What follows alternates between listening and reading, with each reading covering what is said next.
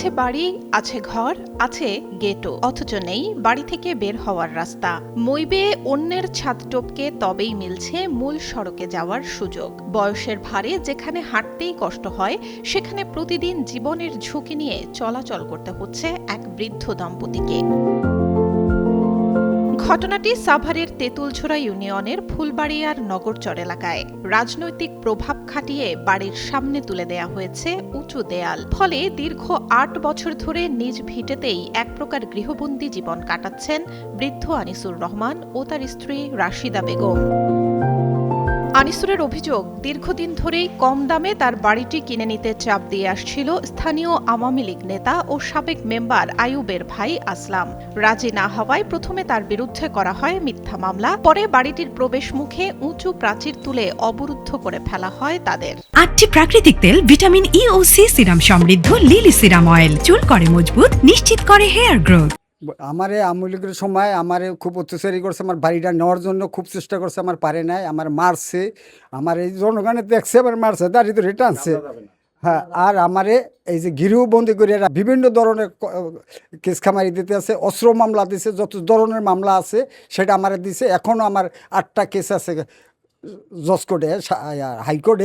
মানে বাণীটা নেওয়ার লোক মানে খুব অত্যাচার করলোই নেয়।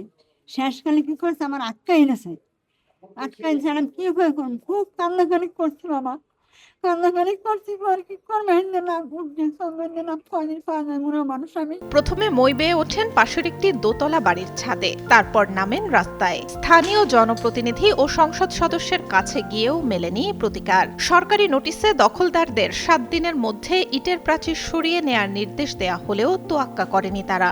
আমার সিঁড়ি দিয়ে আমার বাড়ি থেকে ওই অন্য বাড়িতে ছাদে আমি যাইয়া এরপর আমি যাতায়াত করি। বছর ধরে ভূমি অফিসে গেছি, তারা আমার কোনো কাজ টাজ দেয় না। আমি কাম করতে যাই, আমার কাম দেয় না, আমার ভয় দেখায়, আর হেরা কয় আমাকে ভয় দেয়, আমরা তোমার কোনো রিপোর্ট আমরা দিব না, দেয় আমরা কোথায় যাবো, আমার কোনো যাওয়ার কোথাও।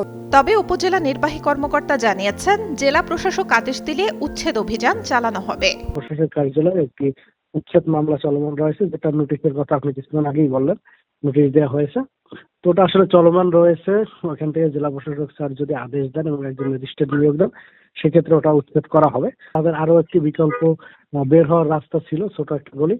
তো আমি গিয়ে আসলে সেটা পরীক্ষা করে দেখবো, সেটা যদি উন্মুক্ত করা সম্ভব হয় তাহলে আমরা সেটা আজকে উন্মুক্ত করে দেবো, যাতে চলাচল করতে পারে। আর আপনার একটি মাত্র রাস্তাই হতে পারে এই দম্পতির স্বাভাবিক জীবনে ফেরার উপায়। এখন একটাই প্রশ্ন তাদের, কবে শেষ হবে এই বন্দি জীবন, কবে রাস্তা দিয়ে নির্বিঘ্নে চলাচল করতে পারবেন বাড়িতে।